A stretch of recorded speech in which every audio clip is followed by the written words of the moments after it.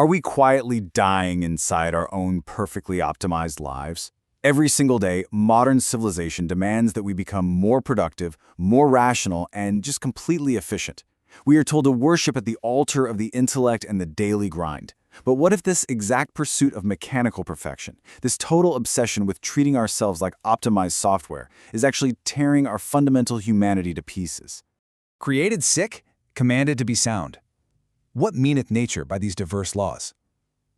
Now, this absolutely brilliant epigraph from Fulk perfectly captures the agonizing existential crisis right at the heart of Aldous Huxley's masterpiece, Point Counterpoint. It sets up the ultimate human conflict, right? The brutal, tearing division between our raw, natural passions and our cold, calculating reason. We are biological creatures commanded by society to act like flawless, logical machines. And honestly, it is driving us insane. Okay, let's dive into this. Act 1. The Intellectual Illusion and the Divided Human Condition.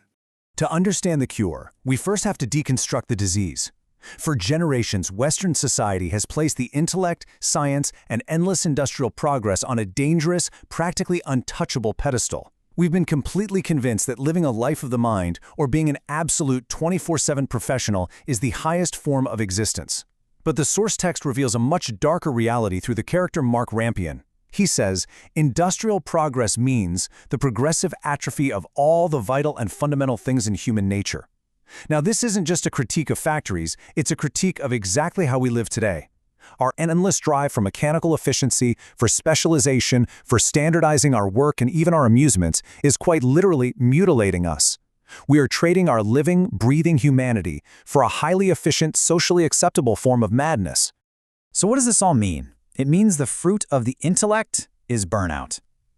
It's actually wild to think Huxley wrote this nearly a century ago, long before burnout became a trendy corporate buzzword. The source material ruthlessly breaks down the myth that the higher life of pure intellect or pure spiritual idealism is a healthy goal. It's not. It is actually a form of psychological death. When we suppress our emotions, our instincts, and our physical bodies just to serve the machine of modern life, we aren't ascending. We are just slowly suffocating the very thing that makes us human.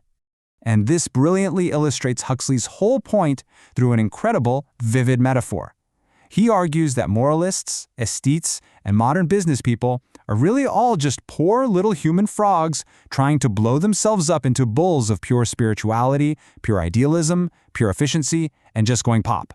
They literally cease to be human beings and become these decaying fragments. It is a massive, flashing warning sign against the arrogance of trying to be more than human. We see this fragmentation directly in the text. Take Philip Quarles, who is completely emotionally paralyzed by his hyper-intellectual obsession, or Spandrel, whose twisted philosophical extremes just lead him into a totally destructive spiral. Both of them are mutilated by this modern grind that demands they cut away vital parts of themselves just to function in society. Act 2. The Sane Man Framework and the Philosophical Cure. So, if pure intellect and societal efficiency are destroying us, what is the answer? Well, Rampion provides a fascinating framework for survival. On one side, you have the destructive extremes, trying to be a purely efficient machine or a purely spiritual angel. Both of these paths literally require you to throw half of yourself into the wastepaper basket. But on the other side is the complete human. This is the organic, balanced, wonderfully messy reality of embracing your entire biological and psychological makeup. To be entirely alive, we have to revolt against the idea of being three-quarters dead just for the sake of civilization. And this brings us to the core solution of the book: integral living. The text defines a sane man not as someone who perfectly conforms to society, but as someone who fiercely equilibrates the mind, the body, the instinct, and the spirit. It is the conscious realization that you cannot starve your instincts to feed your intellect, nor can you abandon your mind to serve only your physical desires. True sanity requires a radical, uncompromising embrace of absolutely all parts of yourself.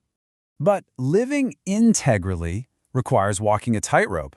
Rampion states it like this: a man's a creature on a tightrope, walking delicately, equilibrated with mind and consciousness and body and instinct. This isn't a simple one-time fix. It's a delicate daily balancing act. Think about it. If you lean too far into pure logic, you fall into madness. If you lean too far into unchecked animal impulse, you also fall. You have to walk the line. Let's break down the rules of this tightrope walk. First, you must balance the conscious mind, which means using your logic without letting it totally rule you. Second, you must embrace earthly instincts, accepting that physical desires and raw emotions are healthy and vital. Third, avoid extreme asceticism, because punishing the body is essentially an insult to nature. And finally, reject pure intellectualism, because trying to be a purely spiritual angel or a purely mechanical worker inevitably makes you less than human.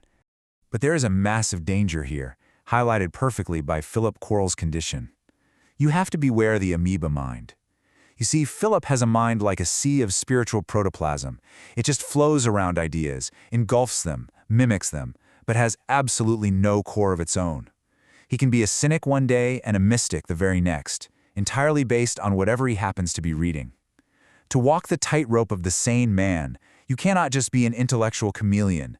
You have to possess a true, loyal core of self that stands firm. Let's move to Act 3 and see how this builds into the blueprint for integral living and surviving the mechanical world. So how do we actually apply this philosophical tightrope to the brutal realities of the modern world we all wake up in every morning? The text offers a highly actionable synthesis, the concept of watertight bulkheads. Imagine a massive ship designed specifically to prevent a leak in one section from sinking the entire vessel. We have to apply this exact same architectural concept to our daily lives and how we manage our time. Here is the radical two-step strategy. Step 1. Accept that for 8 hours a day, society basically demands you function as a mixture between an imbecile and a sewing machine. You just have to do the mechanical work to keep society intact. But step 2 is where you literally save your life. You must vigorously protect the complete human during your leisure time. You must rigidly, strictly separate your mechanical work obligations from your organic, passionate human existence. You must persist at consuming enough food and rest to get oxygen and water back on board, to embrace your self-creativity and to find yourself, be active in a way that feeds your own oxygen tank. So the crucial point is really captured in this brutally honest advice. Don't try to cheer yourself up by pretending the nasty mechanical job is a noble one. We have to stop romanticizing the grind. It is perfectly okay to admit that answering emails all day isn't a profound spiritual calling. Just admit the work is mechanical, get it done, and then leave it entirely behind at the door. Why? Because your leisure hours are the real human life. This is the time when the watertight bulkheads closes off the factory, the office, the endless emails, and the performance metrics.